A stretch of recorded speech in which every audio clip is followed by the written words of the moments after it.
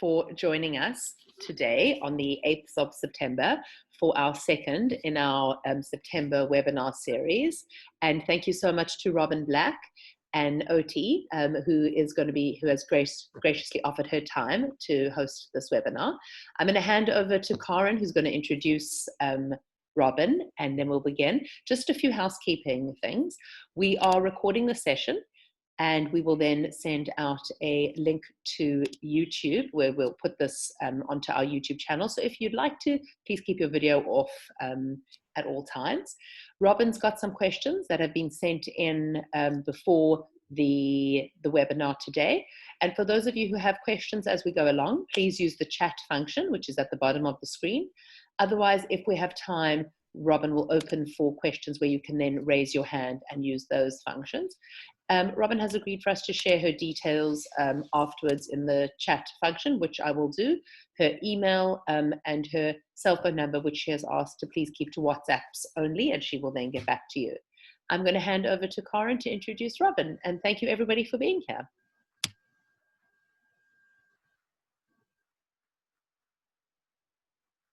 There we go. Hi, everybody, and welcome to everybody to our second webinar series in the month of September. And specifically, why the month of September? Because it's World Alzheimer's or World Dementia Awareness Month, and that is really why we're focusing on increasing the awareness and increasing certainly the ability to cope and to understand the person you're caring for, either in a residential care facility or at home, in order to be able to ensure that the person is available to have a real valuable person-centered care. So Robyn, welcome to our series, and thank you for agreeing to join us. Just a little bit about Robyn. So Robyn, there we go. Robyn, just hang on 2 seconds. My screen went off there a minute. Sorry. There we go. So Robyn graduated with an honours degree in Occupational Therapy from UCT. She, after her community service, she moved to London, where she developed her skills in the elderly care sector, acute medicine, acute surgery fields, in a hospital-based setting. In 2012, she returned to Cape Town to establish her own occupational therapy practice, and focuses on addressing the functional difficulties experienced by adults, older people in their own homes due to acute or chronic physical or cognitive disabilities. She works along with a number of surgeons, and also she is the training and development lead at the Samson Institute for Aging Research, which is an NGO whose work focuses on generating evidence on and awareness of the health and well-being and social needs of those older persons, and developing tools to support the provision of age-friendly health services, particularly at the primary care level. So Robyn is also a lead resident assessment project at Highlands House, and she is now involved again with Highlands House since the COVID-19 outbreak, and also is involved with Discovery Health Senior Care Coordination in the southern suburbs of Cape Town since its inception in February 2012 until its closure in February 2018. And I think that's where many people who access care in the private sector really battle, is that we find that many of the medical aid, not only Discovery Health, are not medical aids that are covering any of the cognitive and memory impairment conditions. So we really battle and struggle with that. So possibly this is also something that we can, as a discussion, take on further with some of the medical aids later on. But Robyn, very warm welcome to you. Thank you for being with us, and to everybody on the group. We hope this is beneficial for you all, and thanks again for joining us. Great, thank you. Thanks for that introduction, Karen. So yes, I'm Robyn. I have had many years of experience working with older people. And over the years, I have developed my skills with regards to working with people, older people with cognitive decline and cognitive fallout. I don't do rehabilitation. Cognitive decline in most older adults is a progressive condition, whether it's caused by a trauma, a head injury, an illness, or one of the many dementias. And so the work that I do when I work with older people is I work on trying to maintain the cognitive processes that they still have, because there's no evidence of the ability to be able to reverse dementia necessarily through medication nor through activity. However, what we do find is that as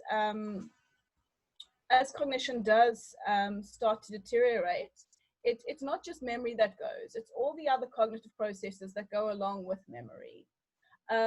You know, I don't know how much about the brain everyone knows about, but you know, memory is really stored and processed in 3 to 4 areas of the brain, the main area being the hippocampus.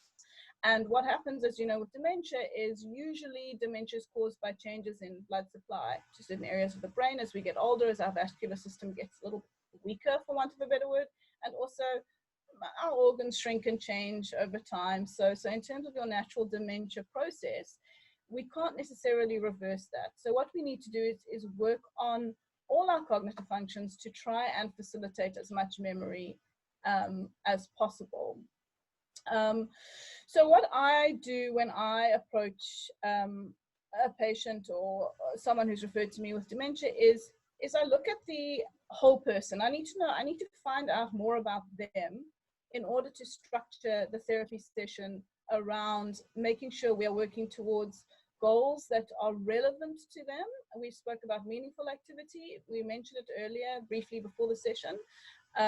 So we need to look at activities and goals that are meaningful for the person, as well as the purposeful activities as well. So occupational therapy, a lot of people know OT as OT's working with children with developmental delay, they can't cross the midline, that kind of thing, or in the physical environment.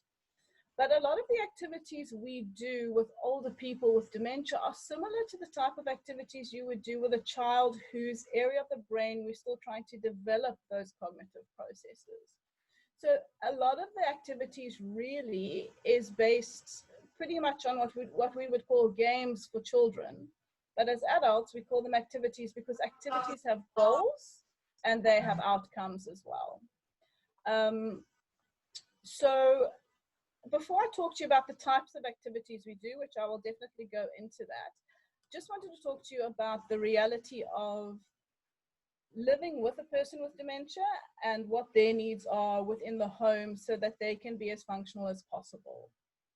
The important thing, as we know with dementia, is the parts of memory that goes initially, it's the forgetfulness, it's the short-term memory that goes and the ability to recall.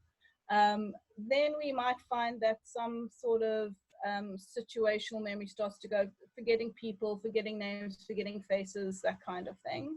Situational memory also being able to get around, so go from place to place. We also see procedural memory start to go. Procedural memory is being able to do a multi-step task, such as dressing ourselves. That is using procedural memory to dress ourselves. And then long-term memory tends to be the one that kind of goes like furthest down the line. So what's very important if you're living with someone with dementia or you're working with people with dementia is 2 things. Is we want to keep the environment as familiar and as much the same as possible. So things like moving furniture around or moving objects around in the home that usually go on the kitchen counter are now going on the dining room table, that kind of thing can cause a little bit of confusion for the person. So keeping a structured environment that's familiar to the person, they learn how to operate within that environment. So it's very important that we try and keep the environment as familiar as can be. The other thing that's very, very important to people, and it's going to come up, one of the questions I got sent, it's something we can address there as well, is routine. Routine and structure to our day gives our day meaning. So we know what goals we are wanting to achieve in the day. so that we know what our day looked like. So when it comes to the end of the day, we feel that we have achieved stuff during the day. So daily routine provides familiarity. So it's a safe space for someone who's forgetful or forgetting. But it also gives a sense of achievement, which is a very big thing for people. We can't just kind of bumble around all day. We need to feel like we're achieving in our day. So routine is very, very important. And on routine, I think what I'd like to talk about is you know, days are going to fluctuate a little bit, and it depends on the stage of dementia the person's in with regards to how much fluctuation in the day they can cope with. But what I mean by a daily routine is to kind of have a similar time of day to get up in the morning. And then if the person likes to shower in the morning and then have breakfast, or do they like to have breakfast first and then go for a shower? So to figure out how the day works best for that person is very helpful.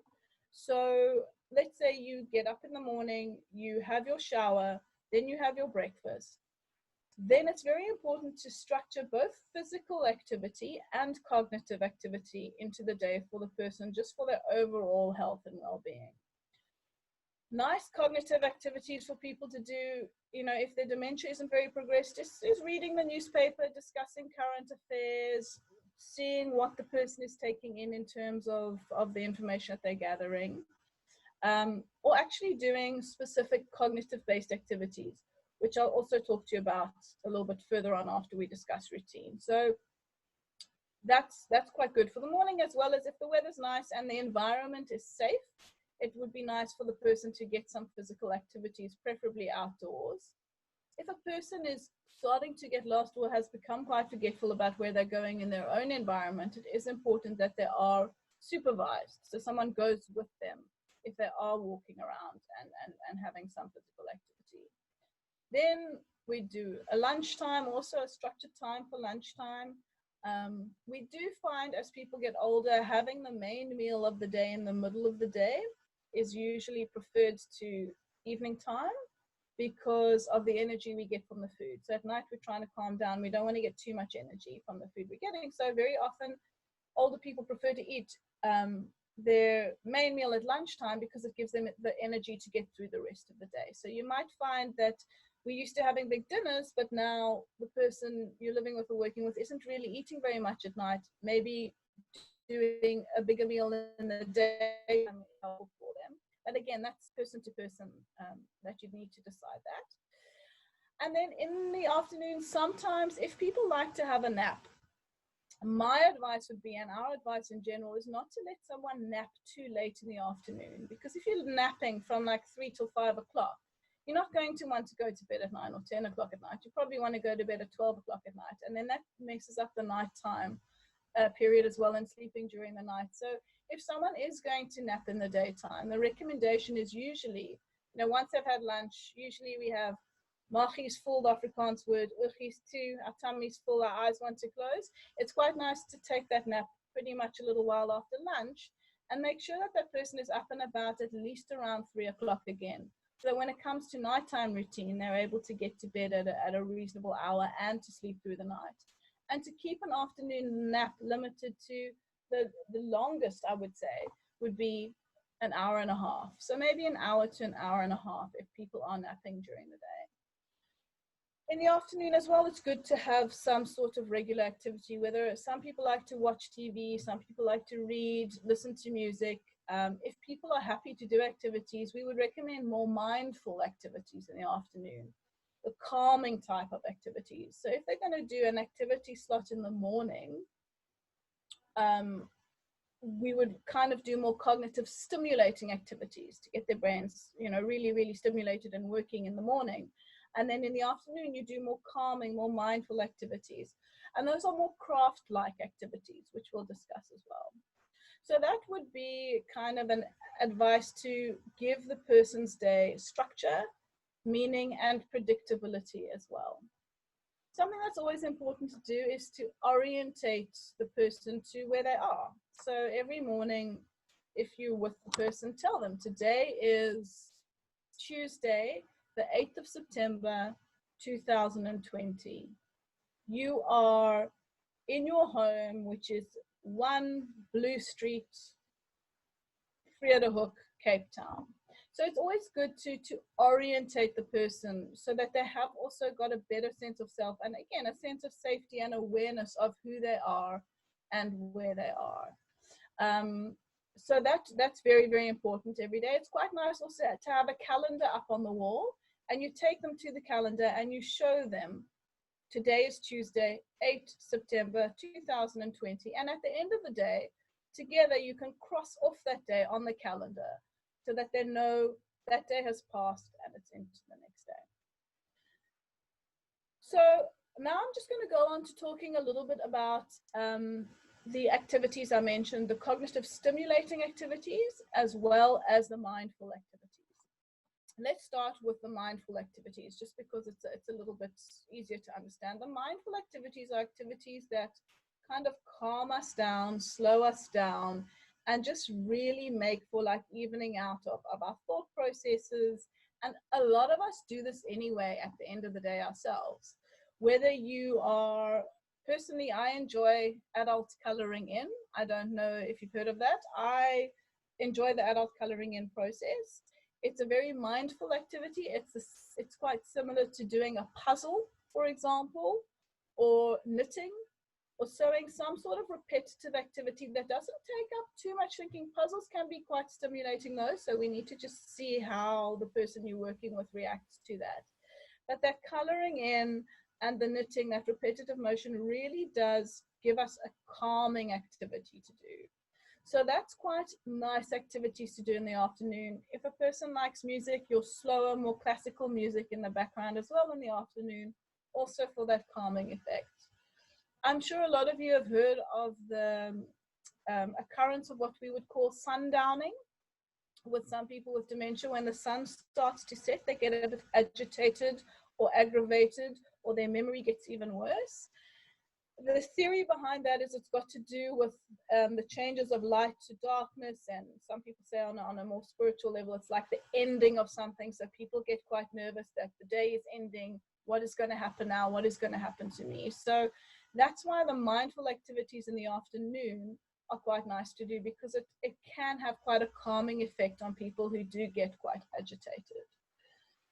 The cognitive stimulating activities that I was talking about to do earlier in the day are any activities that work on our cognitive processes. It's not just memory that we want to work on.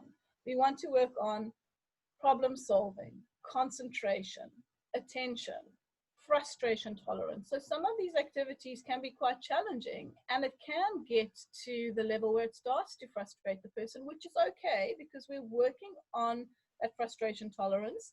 And then what you'd see with that activity is, if that activity is starting to frustrate the person, then you can take that activity away and then introduce a different type of activity for the person. Memory activities are great as well. Our memories are triggered by our senses. So our memories are formed from our life experiences and what we're taking in through our senses, as well as through our experiences as well. But to trigger memory, we need to stimulate our senses. We all know, you walk into your family member's home and you get that smell of that specific cake or that roast chicken, and it brings back a flood of memories to you. So that's the memory sensation of smell. Touch brings back sensation as well. Taste, we all know that too. And the two that are very, very important to us with regards to dementia is auditory memory, so remembering the things that we hear, and visual memory, remembering the things that we see. And those are also the two memories that probably, the two ways of remembering things that go the quickest. And that's the type of areas we work on the most. If you're wanting to work with someone on trying to improve their memory, an auditory memory activity would be like making lists of things. Now, when I was a kid, we used to play a game called My Grandmother Went to Market. And we would say, my grandmother went to the market and bought a peach. And then my brother would say to me, my grandmother went to a market and bought a peach and an apple. And then I would say, my grandmother went to market and bought a peach, an apple, and a pen. And then we'd have this kind of competition to see how many of these objects we could remember. So that type of activity, which is kind of random, does work on auditory memory. It works on immediate recall. Okay, so that's the immediate memory, as well as a little while later, you can even ask them, remember when we made that list, what objects can you remember? And that also helps us work on short-term memory as well. So short-term memory is made up of short-term memory as well as recall. And those two areas are really great to work on with regards to that kind of list. If you are doing that activity with someone, if their memory is quite poor, I would suggest you try and keep that list to things that relate to each other. So for example, you do your list of fruits, or you can do animals, or you can do clothing, or table, chair, bed, furniture, that kind of thing. So they can kind of build that picture in their head. If someone's memory is only really starting to go, it's quite nice to up the ante a bit, upgrade the activity and do more random things like a pen and an apple and a dog and a glass and just random things. But for people whose dementia is quite progressed, it's quite nice to just stick with the same theme running throughout.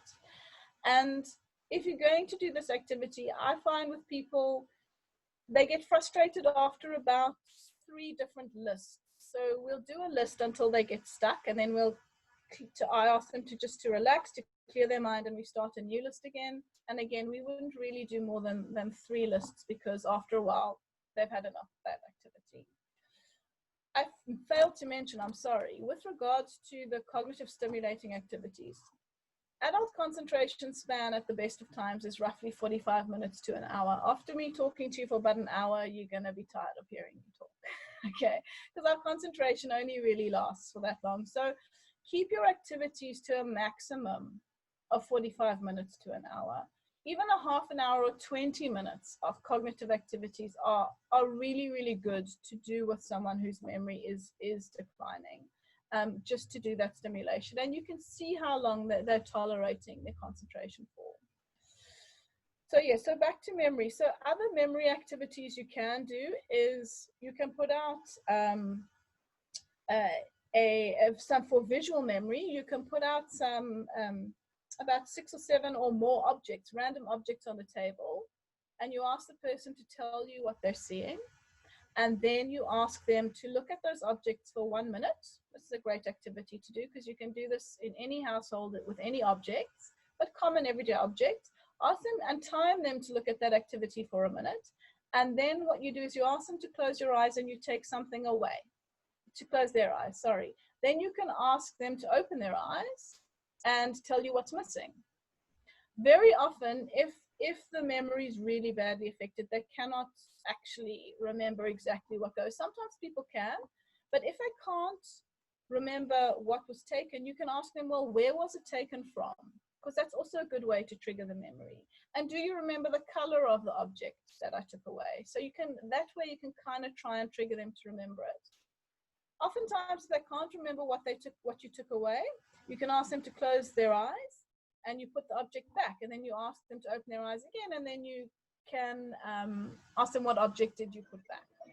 So those kind of activities are great. You can upgrade the activity by taking 2 objects away, or adding more objects to the activity. And that's a very good memory activity to do. That works on visual memory. By asking them to tell you out loud what they're seeing in front of you when you put the objects down, they're hearing their own voice again. So that's auditory memory as well. So you don't need to just get them to look at the objects. If they are telling you what they're seeing in front of you out loud, it's working on auditory memory and visual memory, and it will help them to remember things better. I see there's a question from Debbie, how many objects would you use? It depends on the person. I would start with about 6 objects and see how they manage with 6 objects. And then if they're not managing with 6, downgrade to 4. If 6 is too easy for them, upgrade the next time you do it to 8. And again, you can do this kind of activity about 3 or 4 times in the same setting, and just take different objects away each time until you can see they start to get frustrated. When I work with memory activities, I chop and change them quite frequently. I don't do the same activity for more than 5 to 10 minutes, because it does get very challenging and it does get frustrating. So gauge how the person you're working with is reacting to the activity. And if you can see they're feeling really despondent or they're getting upset or agitated with it, then change the activity. Another great memory activity to do would be to put cards face down on a table and then you flip them up. We used to play this activity as kids, some of us. They were called memory card games. You can do that with normal playing cards. You'll take 2 cards that have 2s on, 2 cards that are 5, the two red 5s, the 2 red 10s, the 2 black 7s, the 2 black 8s, that kind of thing. And again, start with fewer pairs, maybe 4 or 5 pairs. You put them face down and you flip 2 cards over at a time and see if they match. If they don't match, you put them back over where they were originally. And then your person you're working with, they can have their turn to flip the 2 cards over. And you do it until you find the matching pairs. Yes, Arnold, the talk is being recorded and it will be published as well on YouTube. So those activities are great to do as well. That is an activity you can do with someone. So if their cognitive ability is lower, it's a type of activity you would do together. But if someone is able to manage their own activity, you would encourage them to do this activity by themselves and then only allowed to flip 2 cards over at a time and try to remember, of course, where each card is, not just random guessing. So that's also a great activity to do with normal playing cards. And if people don't even have playing cards, if you can draw pictures on paper and just turn them upside down as well. Just by keeping it simple, you could do it that way. You don't need fancy tools and tricks to be able to do activities that work on memory. Other cognitive functions we like to work on are things like attention span, concentration, problem solving, something that we call visual motor planning, which I'll talk to you about as well. Great activities to work on for concentration. For attention, concentration, problem solving, even memory as well. I've actually got one next to me here. It's something that we'd call a word search. I'm sure a lot of you have seen these activities. They've got a list of words in the bottom, and then they've got some letters in the top, and you need to find the words in the jumbled up letters. You can buy books like that from stores. They are quite difficult, the books from the stores, because words read backwards and upside down and that kind of thing. But if the person is able to do that, that's great. And again, a lot of magazines and newspapers have these activities in them, which you can trial and use with the person you're working with just to see how they're responding to that activity. Another one is in a lot of newspapers, also in the magazines as well, is something called Target. I'm just trying to see if I can find one for you here. A Target, or I call them a word scramble activities, a bit like a game called Boggle, where you have some letters. That is a 9-letter word. You can all look at it now and tell me if you can unscramble those letters to make up the 9-letter word. And what you want the person to do is to look at that 9-letter word and to unscramble those letters to try and find the 9-letter word, but in the process also to look for shorter words. The shorter words could be in this one. Yes, Corin, you are right. The word is beautiful. Okay, but you would ask them to find shorter words. You can see the word fuel, bat, bait, late, fate. So you try and get them to find as many words as possible. And again, it's inexpensive. You can create these activities yourselves, or if a person gets a newspaper regularly, there are a lot of those activities at the back of the newspaper as well. Something that also does go is more higher level functions, like being able to dress yourself and being able to feed yourself. And that's got a lot to do with what we call visual motor planning. That's seeing what is in front of us and being able to organize the objects in front of us to be able to do the activity that we need to do. And a good way to work on visual motor planning skills is to get people to copy things. So if you have access, for example, to colored blocks or Legos, you can make a sequence of colors, a little design, and then you ask someone to use the same colors and shapes to make an exact copy of what you're doing. That's a very, very good activity to do to work on visual motor planning. Another one you can do is you can do dot to dots, you know, those dot to dot games. Those are also good ones for doing that kind of visual motor planning as well. And if you're wanting also to work on what we call visual perception, an activity where you take, these are quite difficult to come across, but again, you might find them in magazines or newspapers, is what we call spot the difference activities. And that looks at visual perception and scanning as well, and where there are two pictures that are very similar, but maybe in one picture there's certain objects missing. So you would ask them to find those objects that are missing. Thanks to Bocho, I will answer that shortly about people who are blind. So that spot the difference activity is good as well. So as you can see, a lot of the activities I've just been telling you about are a lot of activities we do with kids. When we play with children, we're working on the same developmental processes, cognitive processes, to develop those processes that we're trying to maintain in ourselves as we get older.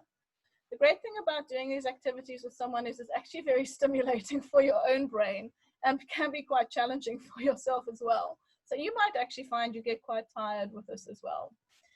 Another memory activity to do, and to Bocho, you could do this with objects or by just also auditory memory as well, saying it out loud, is to take colored blocks and to put them in a certain sequence. Let's say a red block, a green block, and a yellow block.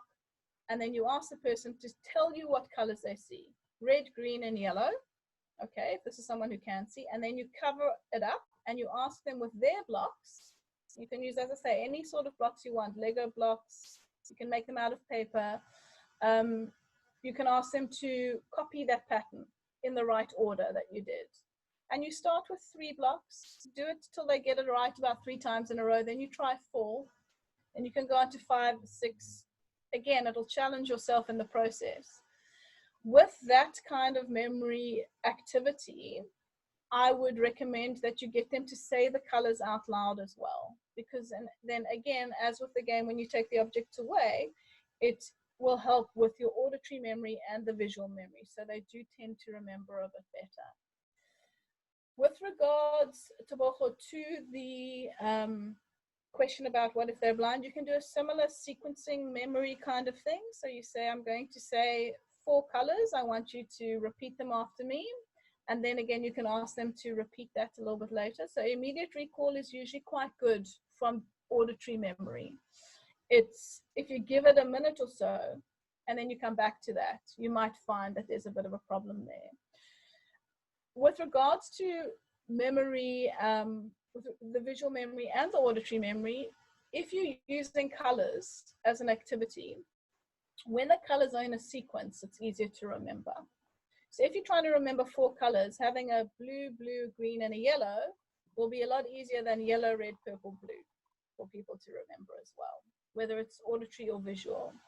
So if they're doing well with remembering the smaller number of objects or colors, what you can then do is, when you are increasing the number of objects or colors you're using, is try initially to make it sequential, and then try and upgrade the activity by making it non-sequential. And that's just how you then upgrade that activity. So those are examples of the types of activities that you can do with someone in a home environment or in a care home environment or in a daycare environment that works on cognitive processes and stimulating the mind in that way as well. Bear in mind, you're working with a person. A lot of the activities I've described to you now are for one-on-one kind of, it's not necessarily a group activity. This is more kind of one-on-one activity that you would do with a particular person at a time. So that is quite great to do as well. And I think that's all I've got to say offhand. Does anyone want to add to that before I start answering the questions that I got WhatsApped? Thanks, Robyn. I mean, that was, gosh, you are amazing. I mean, the way you delivered that information was so, easy to understand and practical and simple, and thank you for that. I know we've got a few questions that have come through, but I think if anybody maybe has something that they want to comment or ask on what Robyn has addressed before she answers the questions, possibly we use the raise hand function, and we can call on you.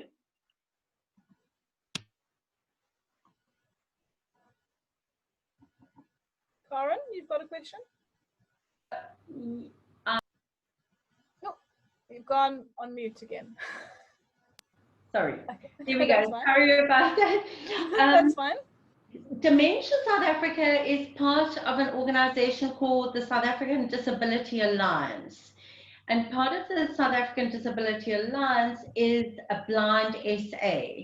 I can reach out to Jason Nair, who's the CEO, who himself is blind, and ask if there are possibly activities like those that you have described, like for instance the word search and the spot the difference, etc., or what sort of word search type games they have in terms of that are available in Braille. Yes. And then we can always, let people know via the WhatsApp group and via the email what comes of that. So yeah, great.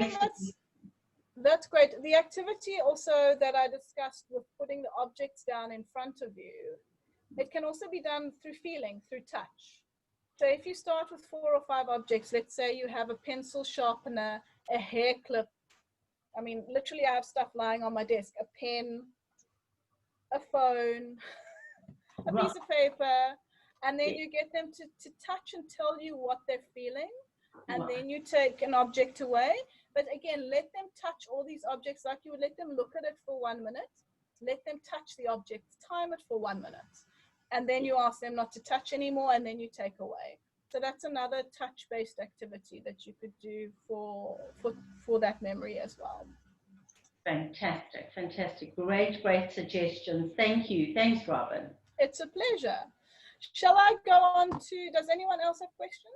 Or shall I go on to the WhatsApp questions? I think let's go on to the WhatsApp questions, and I'm sure questions will come up as we go. Thanks, Robyn. Okay, great. Okay, I have a question here. When taking someone to a care facility, I think a memory box from the family is a must. Just to know what will trigger older memories. What do you think? Absolutely. I think, as I mentioned before, as we all know, long-term memory is the one sense of memory that does stay. It also does give us a sense of identity and who we are and where we come from. So emotionally, it's very, very good to have a kind of memory box. I think it's important, if you are taking someone to a care home, help them to choose the objects that have meaning for them. The things that they recognize, the people in the photos that they recognize as well. For a lot of people, having photos on the wall is a great way to trigger memory, but if it's not someone that they remembering as they are getting older, as their memory is declining, you might find having the people that they do remember on the wall is more meaningful for them. So I think the memory box idea is fantastic. So please, yes, and as far as possible, involve the person in choosing the items they take with them, as well as if they are moving into a care home and they can take the odd ornament or a piece of furniture, if they have capacity to do that, let them be involved in choosing what they want.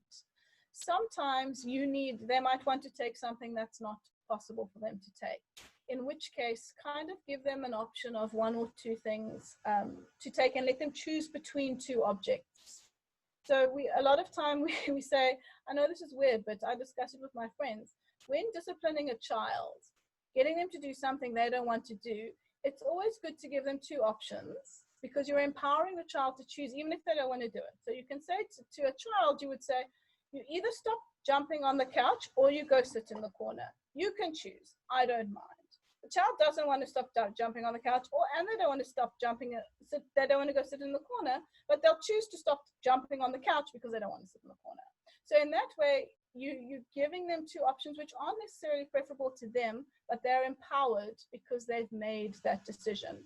And so that, again, also when we're finding there's that cognitive fallout, to try and resolve a conflict situation, you might find if you can, in the moment when you're like this, think of saying, hang on, let me just give 2 options here for the person. So it's the same if they're wanting to take something to a care home that's not really an option, give them the options of what they can take and let them choose between that. One more question, which is similar to this. Someone asked, what I've been wondering is to what extent might psychotherapy help to someone living with dementia? I would imagine unfinished business remains unfinished business, especially when it's associated with emotional distress. Is there perhaps a way one could work that does not involve recalling past experiences or memories? I think each person's dementia journey is very, very different.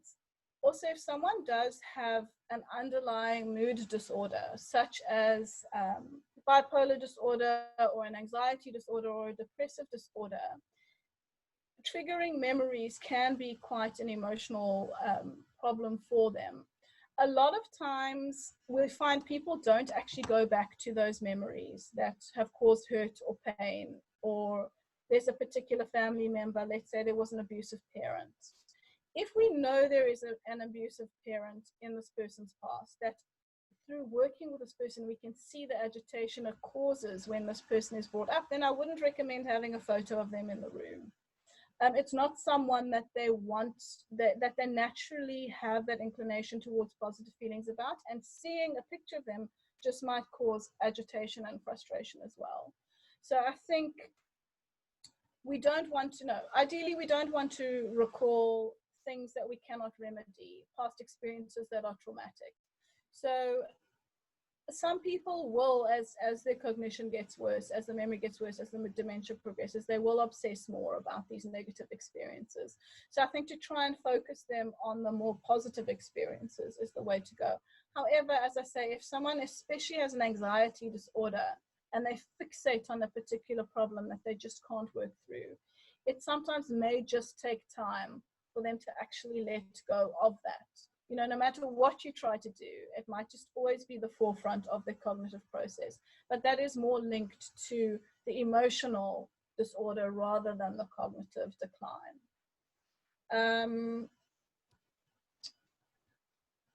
And the third question we got is, how does one adapt the person's previous profession into meaningful activities for the person with dementia?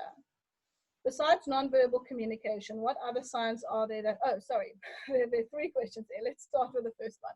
I just want to talk to you a little bit about activity. OTs look at activity in 2 ways. Activity is purposeful, or activity is meaningful. And in an ideal world, the activities that we do are both meaningful and purposeful. Okay. My morning cup of coffee used to be meaningful. It's not anymore. My Saturday morning cup of coffee is meaningful. My weekday morning cup of coffee is purposeful. It's getting me started for the day. It's getting me into my daily routine. I do not love it. I love my Saturday morning coffee at 9 o'clock as opposed to 7 o'clock in the morning. So activity really can be meaningful and purposeful. A lot of times it's difficult to find meaningful activity for people with dementia, and a lot of the activity does become purposeful. Meaningful activity would be more your kind of reminiscence activity. It would be listening to music. It would be talking about the past. It would be looking at coffee table books with nice pictures, for example, and having conversations about that as well. So that's more of a meaningful activity than a purposeful activity. The focused cognitive activities I was talking about are more purposeful. And that's why you can't do it for very long, because the person, it's not meaningful for the person. Eventually, they're not going to want to do it anymore, or it's going to lose interest. So I think how to adapt a person's previous profession into meaningful activities, I think, is to look at the crux of what the activity was that they did. So if they were an accountant, for example, or they worked with numbers, you might find number-based activity is quite nice to do. Just like with the word search, we have the words, you can construct numbers, patterns of numbers as well. You'd have to create this activity yourself, just by in like a Word document or something, and look for the sequence of numbers and then hide them in those numbers as well. So number activities, Sudoku, those kind of things. Getting people to remember lists of numbers. If we said remember the objects, you can try remember the numbers as well. So that's quite helpful as well. If they are a creative person, definitely bring creativity, drawing, writing, copying, coloring, painting into the types of activities that you are doing with them. And combining the two is great. If you're trying to do a bit of reminiscence with some painting, ask them to paint you a picture of their favorite place they went to on holiday as an adult, or if they really enjoyed their childhood and where was your favorite place to spend the summer? Was it in the forest? Was it on the beach? Was it in the mountain? And get them to paint that as well. And that again brings in reminiscence along with all the cognitive processes that go into drawing and painting and coloring and that kind of thing as well. It's also great to discuss. I mean, if they like to talk about the work that they used to do, although you've heard it every day for the past 10 years, the same thing, and they like to discuss what their roles were in their job, fantastic as well. If they did jobs where they enjoyed with a lot of organization, getting them to, you can unpack the cutlery, for example. Be careful with knives if it's an issue, but unpack the cutlery or unpack the sock drawer. Or unfold the socks and let them organize that, get into that kind of organizational activity in and around the home as well. If it's in a group environment, they can organize. If it's in a crafts room, they can organize the paint. Ask them to organize all the paints into the same colors all together. So if they were in organization, even more menial jobs like packing shelves and that kind of stuff, it's quite a nice, if they enjoyed their job and they enjoyed that activity, that's quite a nice activity to do as well. Animals as well, if they like animals and you can introduce animals into a therapy session, that's great for them also. A lot of people who move into care homes have to leave their animals behind, and it's quite an emotional process as well. So see if discussing the animal triggers anxiety or sadness, rather don't talk about animals at all either then. So you're going to need to initially just suss out what does work for them. Something that's quite big, I think, more so for men than women, is a large part of a man's identity is his job, is his work that he does. For women, we're the auntie, we're the friend, we're the sister, we're the mom, we're the shopper, we're the cooker, we're the house cleaner. Whereas for a lot of men, their main identity is the job that they did. I'm a social worker, I'm an accountant, I manage a store, I work behind a till, whatever it is. And when that role goes, when they retire, we find that a lot starts to cascade in terms of emotion and cognition as well. So it's very important to substitute that role with a different role, even in the home. So if in the home, they're the ones who dry up the dishes and put them away in the evening, it's very important to give that role, give men more roles within the home so that they actually have a better sense of self and they feel like they're achieving more during the day. So please also make sure you are looking at the person's role within the home and try and help them feel like they're contributing. Is there an indicator of time for various activities? Yes, thank you. I did mention that. Try and keep really focused cognitive activities anywhere between 30 minutes to an hour if people can manage with that. Usually most people can if you're changing the activity frequently. So although the activity might work on the same cognitive process, if you're varying the activity, they tend to be able to focus pretty well for about an hour. If it's too much, shorten it to 20 minutes. As I say, the mindful activities in the afternoon, you can let that go on for an hour or two if the person is enjoying that. It's a lot less taxing on the brain. Besides nonverbal communication, what other signs are there that will indicate that the activity is not pleasant or pleasurable? They just won't participate in it. So you'll see either people will just lose interest. People say, no, I don't want to do this. Like, I'm not interested. I don't want to do it. And if you try a few times and they're still not interested, they're not interested. So introduce a new activity. And again, you'll see if people aren't interested, they'll just like get distracted or they'll look away. Or very often you'll find they'll just say it out loud. This is something I'm not happy with. I don't want to do this anymore. Or they just are like, Or you can see the concentration goes. You can see the concentrations going. And that's when you would change the activity as well. And I think that's the questions I had via WhatsApp.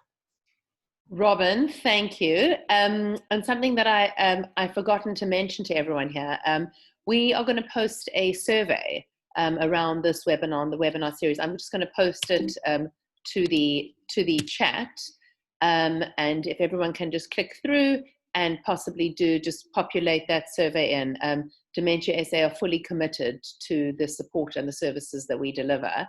And it's incredibly, incredibly helpful for us if we can have feedback.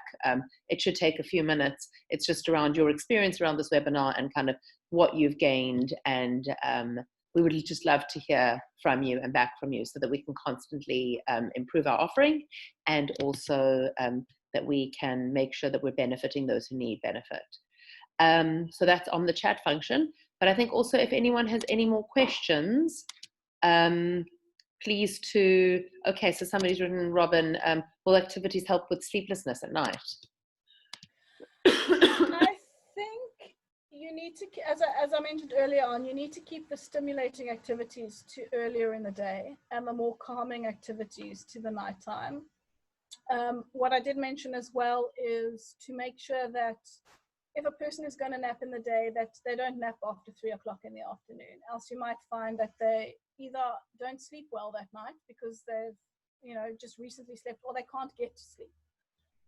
So I think wherever possible, try not to let people nap during the daytime. I mean, there's some people who definitely need to have that nap because it does power them up or boost them up for the day. And keep that nap, as I say, to a very short hour, maximum hour and a half after lunch kind of nap in the day. Screen time is a big thing that's being studied with children. That screen time affects children's ability to sleep. And so if your family member is sitting in front of the TV until 10 o'clock at night, and then you want them to go to bed, you might find it's going to take them an hour to an hour and a half to fall asleep.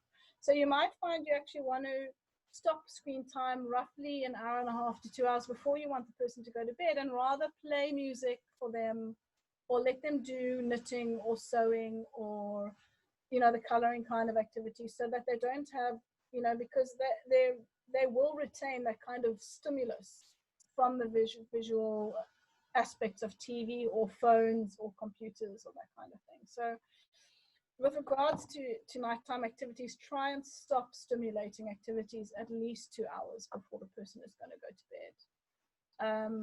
I don't know if it will help us, say, with sleeplessness and restlessness at nighttime, but it may. It's worth trying.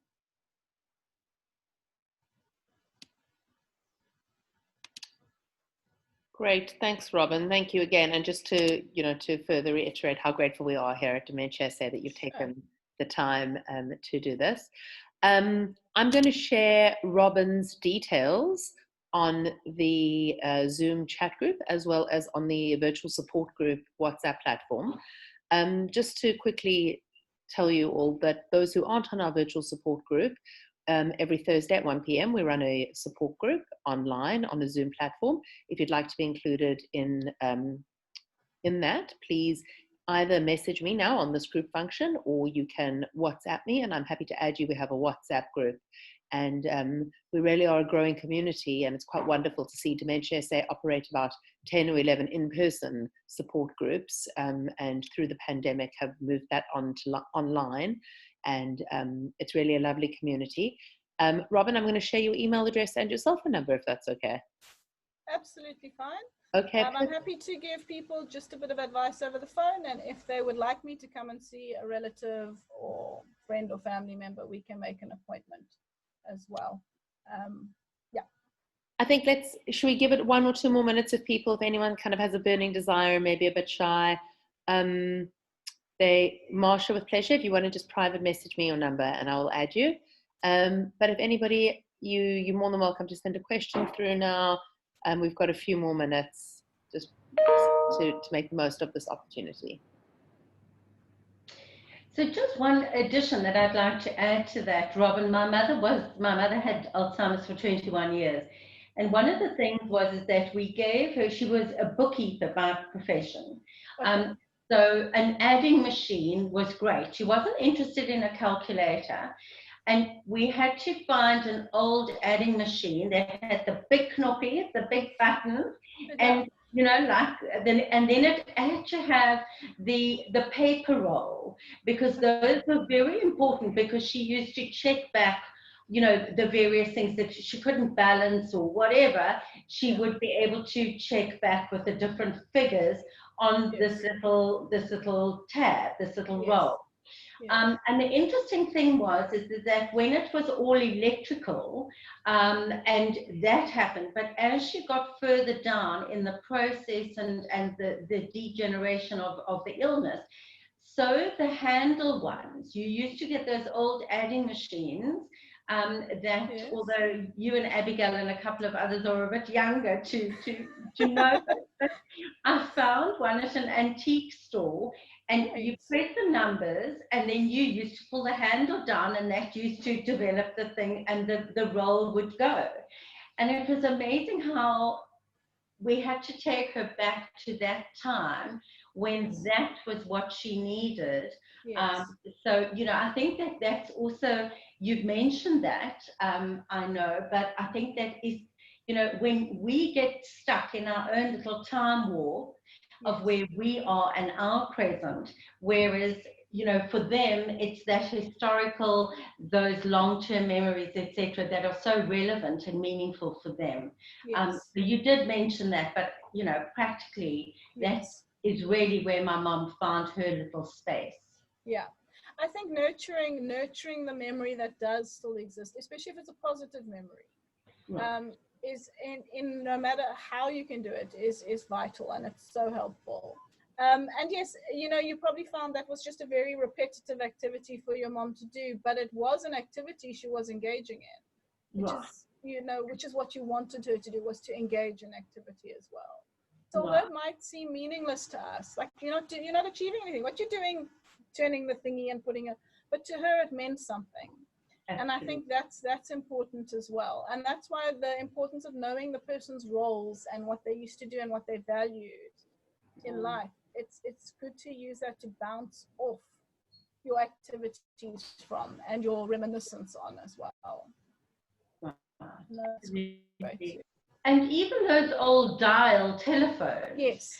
I think that if one sees, and has a loved one with dementia, try and snap it up at a vintage or a flea market somewhere for 20 Rand, because it could actually be, something that could be so valuable in terms of the role that they possibly played in a really good, meaningful experience of life. Yes, absolutely. Absolutely. Robyn, your advice was absolutely vital. And I think the thing is that, you've really touched the heart of what DementiaSA is trying to achieve by creating awareness and creating a well-educated view of how people's lives with dementia can be impacted in a positive way, and how we can add meaning and something that is really true person-centered care through what we're able to give. So for your time and for agreeing to come onto the webinar today, an enormous thanks. And also I must thank everybody that is on the webinar as well, that have really indicated that, whatever profession they are, whether they care for a mother or a father or a grandparent at home, just how valuable it is to be equipped with the right information where one can actually add meaning and purpose, both to the value as a carer, but also to the profession and people that you care for. So enormously grateful for your contribution. So thank you. And everybody that's joined us. We're going to put it onto our YouTube channel, which we're developing.